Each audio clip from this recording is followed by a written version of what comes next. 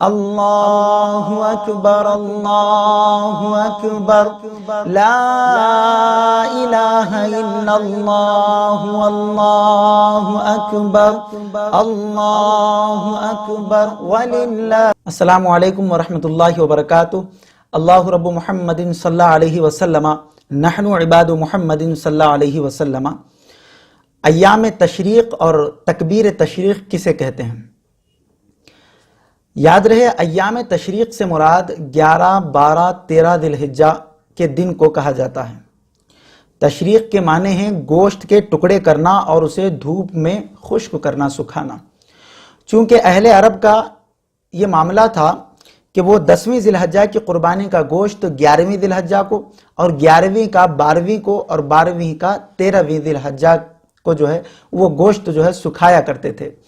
پہاڑوں پر گوشت کو سوکھنے کے لیے رکھا کرتے تھے، اس لیے اس کو تشریق کہا جاتا ہے۔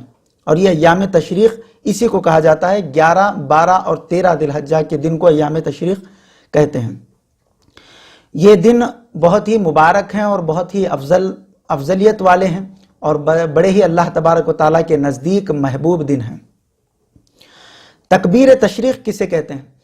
تکبیر تشریق 9ویں ذی الحجہ کی فجر سے 13ویں ذی الحجہ کی عصر تک ہر نماز پنجگانہ کے بعد 5 وقت نماز باجماعت کے بعد ایک مرتبہ بلند آواز سے تکبیر پڑھنا یہ واجب ہے، اور 3 مرتبہ پڑھنا یہ افضل ہے۔ اگر ایک مرتبہ بھی نہیں پڑھا گیا تو پھر واجب ترک ہو گیا، اور پھر واجب کے ترک ہونے سے گناہ لازم آتا ہے۔ تو یاد رکھیں، ایک مرتبہ کم از کم پڑھنا تکبیر تشریق واجب ہے، اور 3 مرتبہ پڑھنا یہ افضل ہے۔ اور پھر سنت و نوافل کے بعد اگر کوئی آدمی فرداً سنت و نوافل پڑھ رہا ہے تو اس کے ساتھ یہ نہیں ہے، لازم رکھا گیا ہے نماز پنجگانہ جماعت کے ساتھ، یعنی جیسے ہی سلام ہو اسی وقت تکبیر تشریق شروع کی جائے۔ اور تکبیر تشریق کیا ہے؟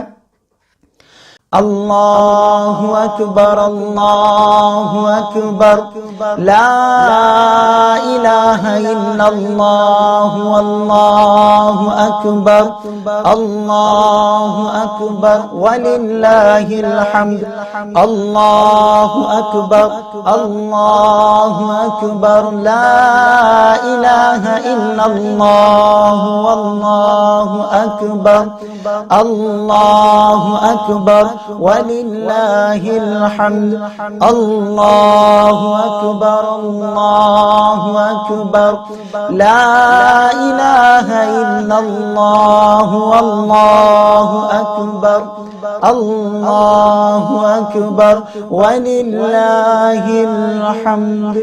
یہ تکبیر تشریق ہے، اس کو ایک مرتبہ پڑھنا نماز پنجگانہ کی جماعت کے ساتھ واجب ہے، اور 3 مرتبہ پڑھنا افضل ہے۔ بہتر یہی ہے کہ اس کو 3 مرتبہ پڑھا جائے۔ ایام تشریق اور تکبیر تشریق کسے کہتے ہیں، یہ میں نے کچھ آسان لفظوں میں آپ کے سامنے رکھا، امید کہ آپ احباب سمجھ چکے ہوں گے۔